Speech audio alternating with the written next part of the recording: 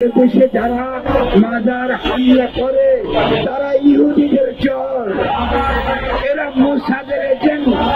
এরা কেন এটা করে? কারণ ইহুদি তত্ত্ব, ইহুদিবাদ চায় যে যেখানে যেখানে সেটা প্যালেস্টাইন হোক, আরব দেশে হোক, সেখানে ইসলামের ইতিহাসকে তারা মুছে ফেলতে চায়, তারা স্মৃতিকে মুছে ফেলতে চায়।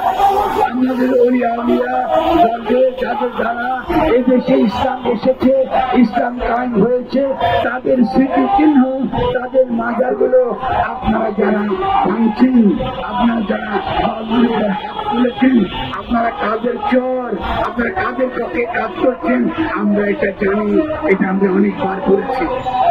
আপনারা বাংলাদেশকে আজকে আন্তর্জাতিক ভাবে যেভাবে ছোট করেছেন, আপনি বাংলাদেশের সম্পর্কে সারা দুনিয়ার মাধ্যমে আজকে বলা হচ্ছে ডক্টর ইউনূস যেখানে আছেন সেখানে এইভাবে বড়দেরকে শিখিয়ে আপনার পানিতে ফেলে দেওয়া, কিছুই না, শুধু তাদের আজকে আপনি কি মনে করেন যে এই রাষ্ট্রের কোন মর্যাদা, বাংলাদেশের কোন মর্যাদা আন্তর্জাতিক ক্ষেত্রে আছে?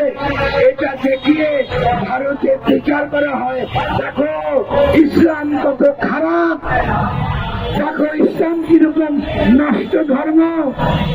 এরপরে তারা মুসলমানদেরকে আক্রমণ করে, এরপরে গিয়ে তারা কাশ্মীরে গিয়ে তারা নির্যাতন করে, তাদেরকে হত্যা করে, কারণ মুসলমান সর্বোচ্চ উপযুক্ত।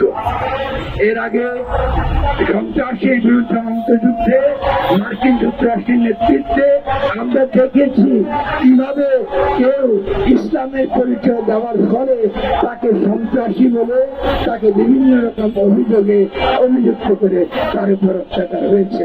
এখন সেই একই কায়দা শুরু হয়েছে বাউলদের উপর আক্রমণ চালাবার মধ্য দিয়ে, মাজারকে আঘাত করার মধ্য দিয়ে।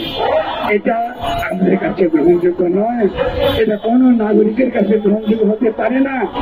আমরা আজকে বারবার বলেছি যে 4 ঘন্টার ভিডিও যেটা আছে আপনারা যে কেউ দেখতে পারেন। আমাদের এখানে দীর্ঘ সাংস্কৃতিক ঐতিহ্য পালা